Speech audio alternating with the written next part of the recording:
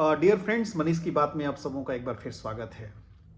जीवन में केवल एक चीज सोच लेना कि यहाँ पे सब कुछ अस्थायी है, सब कुछ टेम्पररी है, हमारा बहुत सा प्रॉब्लम सॉल्व हो जाता है। चाहे वो सफलता हो, असफलता हो, हमारे रिश्ते हो, हमारे माँ बाप हो, सब कुछ तो टेम्पररी है, सब कुछ तो अस्थायी है। एक दिन सब लोग तो हमको छोड़ के जाएंगे।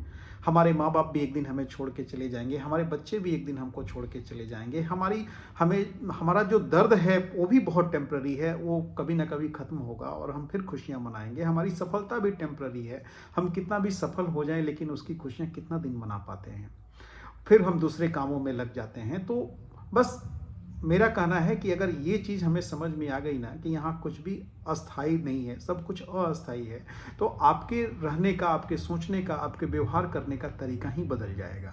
आप किसी से गलत व्यवहार कर ही नहीं सकते, क्योंकि आपको पता है कि मैं इस धरती पे आया हूँ कुछ समय के लिए। भगवान ने मुझे जो समय नवाजा है, जो दिया है, बस उसी समय में मुझे इंजॉय कर लेना है, अपने प्रेजेंट में रहना है। क्योंकि आपको ये मालूम ही नहीं है कि आपको कितना समय यहाँ पे रहना है।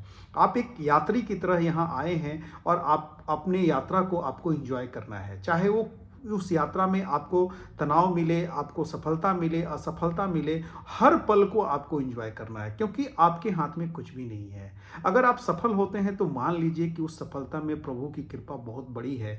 आपके पिछले कर्म और इस जन्म का कर्म ऐसा है कि आप सफल हो रहे हैं, आप ठीक से हैं। नहीं तो एक ही समय में आप जब अपने सफलता को एंजॉय कर रहे होते हैं, कहीं कोई दम तोड़ रहा होता है, कहीं कोई एक्सीडेंट में अपने अंग को गंवा रहा होता है, कोई अपने से बिछुड़ने का गम मना रहा होता है, कोई किसी ऐसे काम में फंस जाता है जिससे वो दिवालिया हो जाता है। तो सोचिए कि आप कितने प्रिविलेज्ड हैं कि आप अपने जीवन को अच्छे से इंजॉय कर रहे हैं। तो जब भी आपको सफलता मिले ना, उसको सर पे नहीं चढ़ाना है, उसको समझना है कि ये हमारे कर्म और प्रभु की कृपा इतनी अच्छी है हमारे ऊपर कि मैं उस चीज़ को पा रहा हूँ। क्योंकि यहाँ पे कुछ भी आपका अपना है ही नहीं। आपका जब जन्म हुआ था तो आप कोई चीज़ लेके इस धरती पे नहीं आए थे। सब कुछ आपके कर्मों के हिसाब से आपको मिला। एक टाइम बीइंग के लिए आपको कस्टोडियन बनाया गया उस चीज़ को, तो उसको अपना मानने का अब भूल मत कीजिए। चाहे वो आपकी घर हो, आपकी विरासत हो, आपका मेंशन हो, आपका रुपया पैसा धन दौलत, आपको जो भी मिला वो आपके कर्मों के हिसाब से मिला।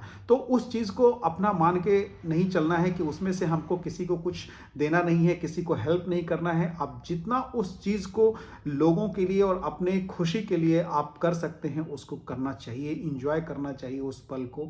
और ये नहीं मानना है कि ये चीज़ हमेशा हमको पकड़ के रखना है, ये मेरा ही है। क्योंकि आपको खुद आपके बारे में नहीं पता है कि कब आपकी जो सांसें होंगी वो आपकी अंतिम सांस होगी। इसलिए जब भी आप जिए, प्रेजेंट में जिए और खुल के जिए और लोगों के साथ बहुत अच्छा व्यवहार करें। अगर कोई आपके साथ गलत भी व्यवहार कर रहा है तो उसको माफ़ कर दें, उससे गलत व्यवहार करने का तो सोचें भी मत। अपने व्यवहार को इतना अच्छा रखें कि कोई आपके साथ गलत करने से भी पहले सोचे कि अरे यार, मैं किसके साथ मैं बात करने जा रहा हूँ, ये आदमी कितना अच्छा है। अपने आप को एक एग्जाम्पलरी के रूप में अपन प्रस्तुत कीजिए।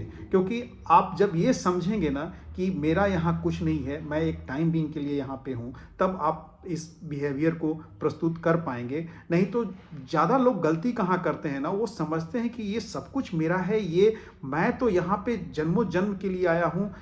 ये जो घटनाएं हो रही हैं, लोग जो मर रहे हैं, जो बीमारियां हो रही हैं, वो दूसरों के साथ होगी, मेरे साथ तो ऐसा कुछ होने वाला नहीं है।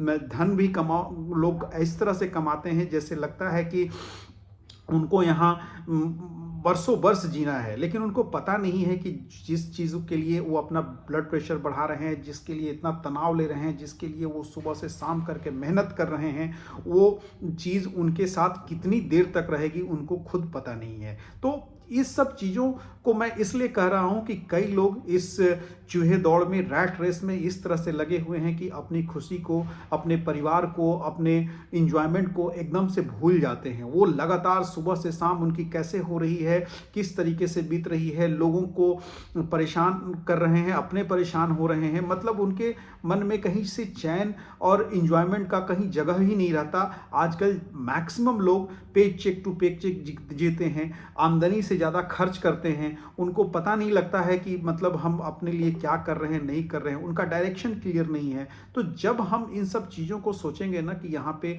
कुछ भी अस्थाई नहीं है, चाहे हमारी खुशी हो, हमारा दर्द हो, हमारे रिश्ते हों, हमारे कोई भी रिलेशन हो, या कुछ भी ऐसा चीज़ जो आपके पास है वो कभी भी आपके पास नहीं हो सकती है। तो ये अगर जिस दिन भाव आ गया ना, तो आप लोगों को माफ़ भी करेंगे, लोगों के साथ व्यवहार आपका अच्छा होगा, आप खुद अच्छा व्यवहार करेंगे तो आपका मन शांत होगा, आपको खुशी मिलेगी, और आप अपने भगवान को जब याद करेंगे कि आपने मुझे कितनी खूबसूरत ज़िंदगी दी है और मैं इस ज़िंदगी को पल पल इंजॉय कर रहा हूँ आपके ब्लेसिंग से, तो कभी भी आप गलत कर्म पे नहीं जाएंगे, गलत रास्ते पे नहीं जाएंगे।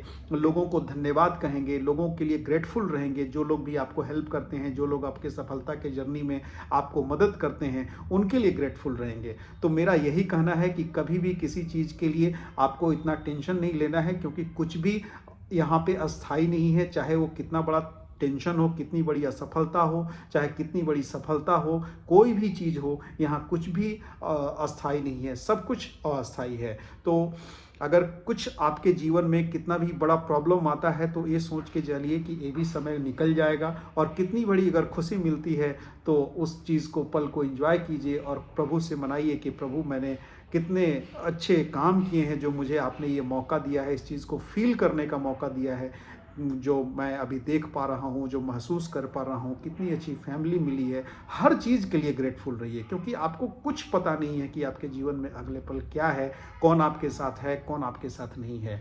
तो अगर मेरी बातें आपको पसंद आई तो मेरी चैनल को लाइक कीजिए, सब्सक्राइब कीजिए और कमेंट जरूर कीजिए कि आप कितने आभारी हैं अपने प्रभु के लिए। हमेशा प्रभु के लिए धन्यवाद धन्यवाद धन्यवाद ही निकलना चाहिए आपके मुंह से। Thank you very much.